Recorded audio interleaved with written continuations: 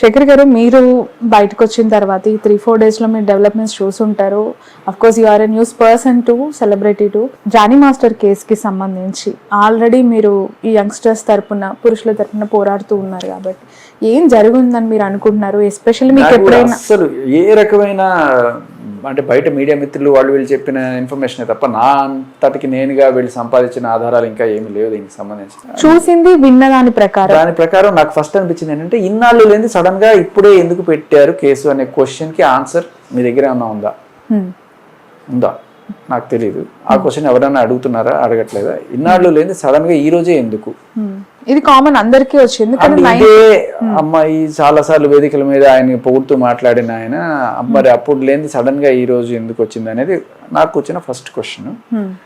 And ఆ అమ్మాయి చాలా మంచి అమ్మాయినే విన్నాను నేను. ఇలా ఏదో డబ్బుల కోసమో ఇంకోసమో చేస్తున్నది కాదు.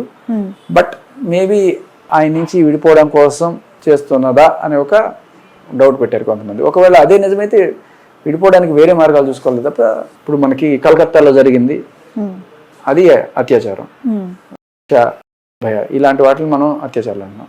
బట్ రిలేషన్స్ లో ఆల్రెడీ చాలా రోజులు ఉండి సడన్ గా ఒక రోజున వచ్చి ఈ 376 ఇలా పెడుతున్నప్పుడు నాకు అదే అనిపిస్తుంది. అంటే అంత సీరియస్ గా ఇప్పుడు పోలీసులు తీసుకుంటున్నారా లేదా అనేది కూడా చూడాలి మనం.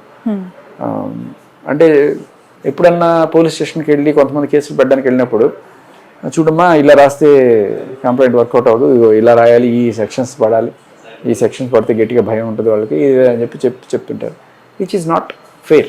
అంటే ఇన్ కేసు అని చెప్పట్లేదు నేను, మామూలుగా ఒకవేళ జరుగుంటే ఇప్పుడు నేను ఏడిపించాడని కేసు పెట్టు, టీజ్ చేస్తే టీజ్ చేశాడని కేసు పెట్టు, అప్పెగ్గొట్టాడంటే అప్పెగ్గొట్టాడని కేసు పెట్టు, నాకు లేకపోతే నేను కొట్టాడనే కేసు పెట్టు.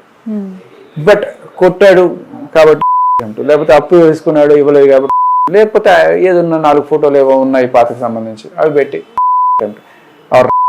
ఇలాంటివి ఈ కేసు అని కాదు, మామూలుగా కొన్ని చోట్ల మనం చూస్తుంటాం. ఆ సాంప్రదాయానికి ఫస్ట్ ఆఫ్ ఆల్ పోలీసులైనా లేకపోతే ఎవరైనా సరే చర్మగీతం పాడాలి. ఇది ఏంటో నాకు తెలీదు, చెక్ చేసి కానీ నేను మీకు డీటెయిల్స్. ఎప్పుడైనా కలిసారా మీరు గతంలో జానీ మాస్టర్? ఇప్పటి వరకు ఎప్పుడు ఎప్పుడైనా అప్పుడప్పుడు ఇంటర్వ్యూలో కలిసాను, ఈయన ఎప్పుడు అసలు కలవలేదు.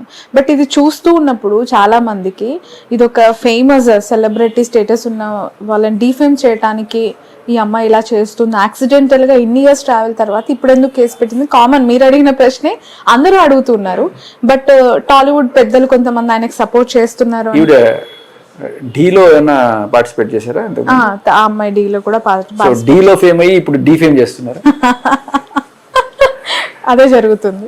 చూడాలండి. నాకంటే ఆవిడ గురించి నేను మంచిగానే ఉన్నాను. అండ్ అలాగే జానీ మాస్టర్ గురించి కూడా నేను ఇప్పుడు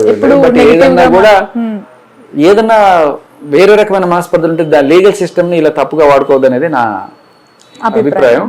బట్ చూద్దాం ఏముందో నాకు తెలియదు, చూసి చెప్తాను. లైక్ మీరు ఏదైతే పోరాటం చేస్తున్నారో దీన్ని ఏమని పిలవాలి? ఏదైనా పేరు పెట్టండి. పెడదాం, మంచి పేరు పెడదాం. ఎందుకంటే రాస్తారు అయిపోయింది, నెక్స్ట్ జానీ మాస్టర్, ఆ తర్వాత ఇంకెంతమంది వస్తారు, వాళ్ళందరికీ ఒక నాయకుడు కావాలి కాబట్టి శేఖర్ గారే కదా. అండ్ వన్ మోర్, శేఖర్ కి భాష అని ఎందుకు వచ్చింది? అది ఊరికే రేడియో కోసం పెట్టిన పేరు. అంతేనా? శేఖర్ దాదా అని ఉండేది ఫస్ట్, స్టేషన్ మారాక ఆ పేరు క్యారీ చేయలేక నెక్స్ట్ వేరే ఎఫ్ఎం కి వచ్చినప్పుడు బిగ్ ఎఫ్ఎం లో శేఖర్ భాష అనమాట. ఓకే, మళ్ళీ ఎఫ్ఎం కి వెళ్ళబోతారు? ఆల్రెడీ స్టార్ట్ చేసారా షో? నిన్నటి నుంచే.